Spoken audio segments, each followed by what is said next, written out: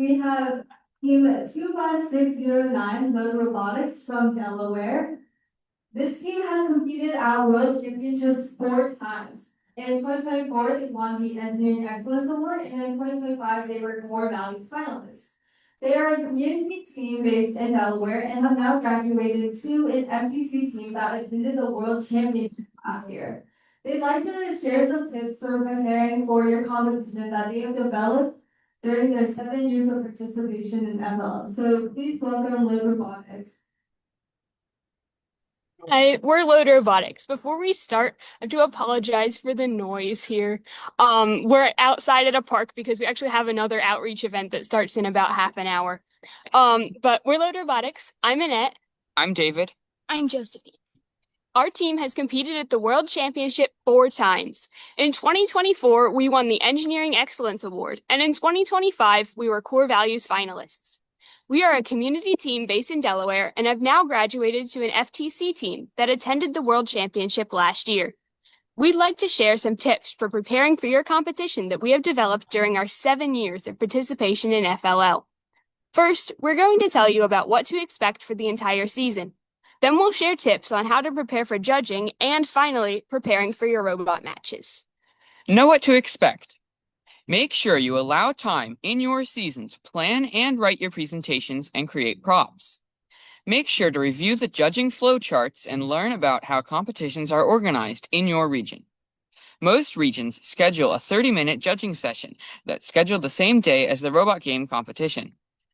There are some variations, so it's important to talk to your region's organizers and other local teams.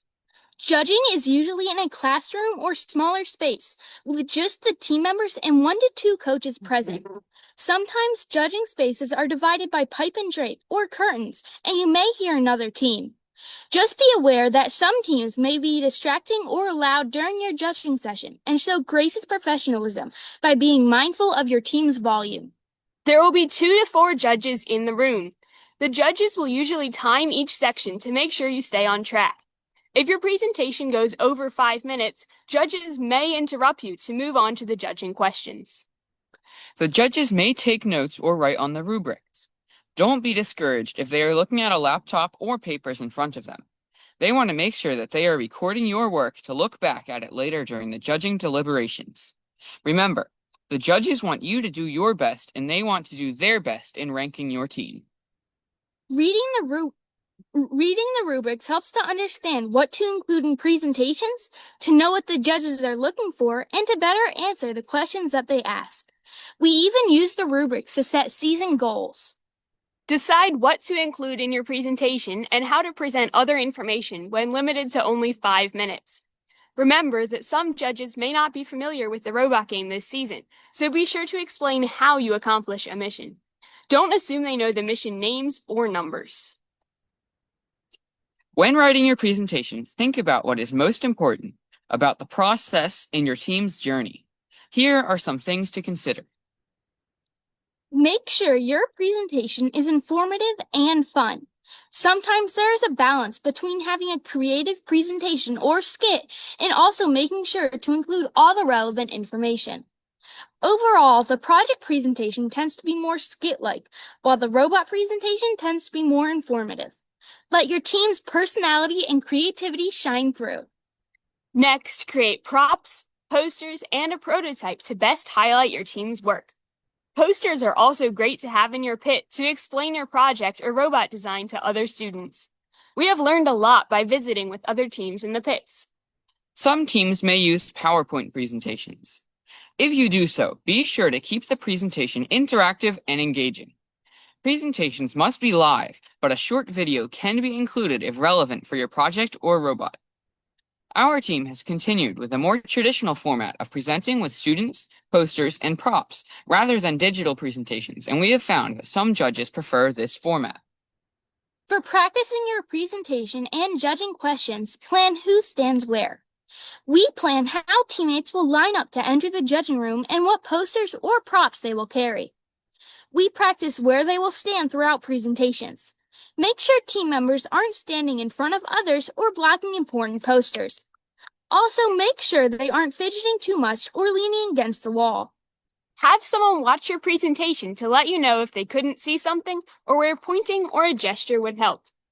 Make sure to project your voice and look at the judges, not at the wall.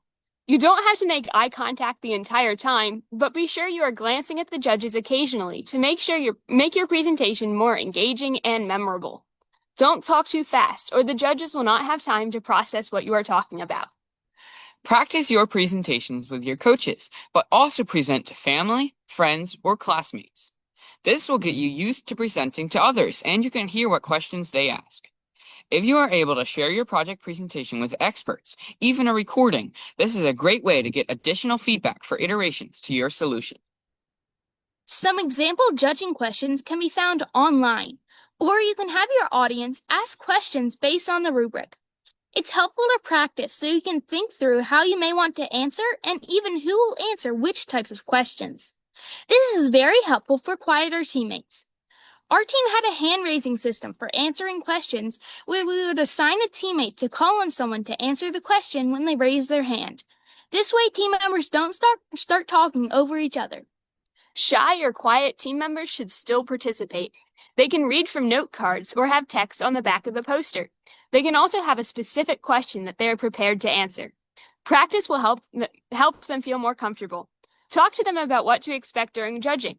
If you have a teammate who is not able to speak during judging or who needs accommodations, your coach can let the event organizers know in advance. The judges know that all students are different and are there to encourage and support learning for everyone. Have a list of things you want to share that didn't fit into the presentation, and assign those topics to different teammates to try and talk about during the judging questions. It always feels like 5 minutes is very short for the amount of time and the amount of work that you've done all season. A list of talking points will ensure you share everything you want to with the judges. Preparing for the robot game. Review the robot game manual so you understand how many technicians can be at the table. Plan who stands where and if or when technicians will trade out. We like to make sure everyone has a chance to be at the table if they want, even if it's just to push the button to launch the robot. Have each team member practice their parts. If you have multiple runs or attachments, practice is very important to make sure team members can change between programs and remove or add attachments as quickly and efficiently as possible. The robot game can be overwhelming during a competition with loud music and lots of people watching, so practicing the robot game choreography will help with nerves and to make sure everything goes as smoothly as possible. Have a plan for when something goes wrong. Know who will pick up the robot if something doesn't work. Talk about deciding when to rerun something versus moving on to the next run. Be sure to review the rules in the robot game manual about interrupting the robot, including who can pick it up, where it can be launched from, and what happens to mission model pieces that the robot may have collected during the run. Practice timed 2.5-minute robot matches. You need to see what you can actually accomplish, and it helps to feel the pressure of the clock. That will also allow you to see where you may need more practice to make transitions faster. Practice the small inspection area setup if you have a large robot and attachments, so you can plan how they fit best in the area. Don't forget to check any height requirements for both inspection and robot launch. Check the rules about where to put attachments when not in use. Usually they need to stay in the hands of a student or on the table. Make sure you understand where they can be placed in the home area. You can ask the referee to turn off your robot if you are done. This is a good idea if your robot has the potential for descoring on the field. If your robot damages mission models, this can result in the loss of points. Know that it's common for things to go wrong. That is why you are given 3 tries for your highest score. It's hard to be precise with Lego. Your field will be slightly different from the competition fields. You can usually inspect the competition fields to calibrate color sensors or take measurements. We use jigs and have adjusted them for each specific game field to be the most precise. Take extra Lego pieces for quick repairs or to help other teams. If you have any small pieces that could get lost, bring spares. Take your robot battery power into consideration. You will want to charge between runs. If your schedule allows it, it's a good idea to test on the practice table at the competition. Some regions include a practice run, which is a great opportunity to make sure nothing has changed during transit and to calm everyone's nerves.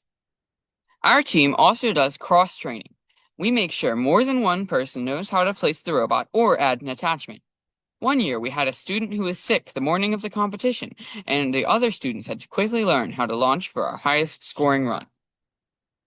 Be sure to review your judging and robot match schedule so everyone knows where they need to be and are ready on time. You can also plan when to use the practice field. Be sure to leave time to look at other teams' pits to learn about their robot and innovation project. It is also fun to watch other teams' matches to see the different ways teams completed the missions.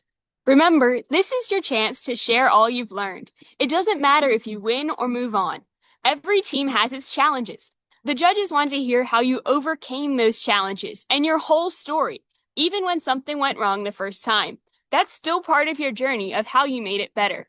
No matter what happens, you still learned a lot and did your best. Remember to have fun and good luck at your team's next competition. If you would like to see examples of our past presentations, scan the QR code to visit our website, loadrobotics.org, and subscribe to our YouTube channel. And Thank you from Load Robotics.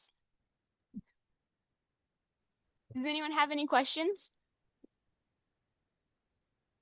Thank you so much for that amazing presentation. We're now open to any questions you guys may have. I think it's all, I think it's all confusing for all the team and team member. But I want to ask if you fully prepared, but in the charging room, the some driver maybe ask you some question, you really never think of it, you never prepared of that, how you deal with it. Could you repeat the question? Sorry. Yeah, essentially what she said was, she knows that you guys talked about how to prepare like some specific answers for some specific questions, but she was wondering what to do when a judge asks a question that wasn't prepared.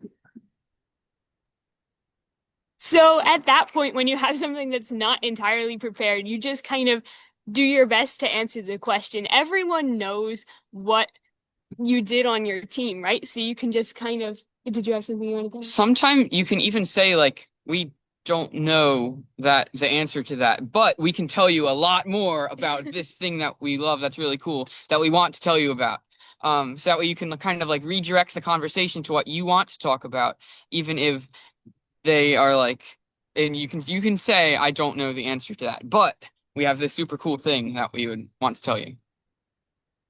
Yeah, great answers. So are there any other questions? I think we have a question from online. Can you give an example of an internal team challenge that you had in the previous season? Explain.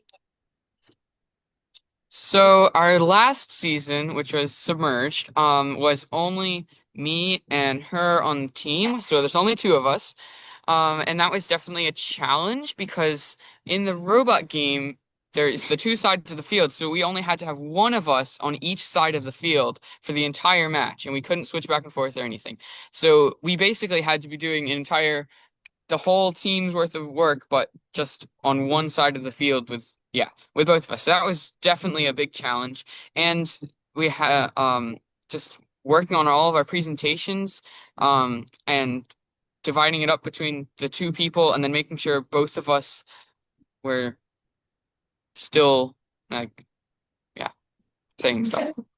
That was a big challenge with only having two of us. But we made it work, and then we went to Worlds and we got core values finalists. So and 520 points. Okay, I think that's all the time we have for questions. So can everyone give a round of applause for a little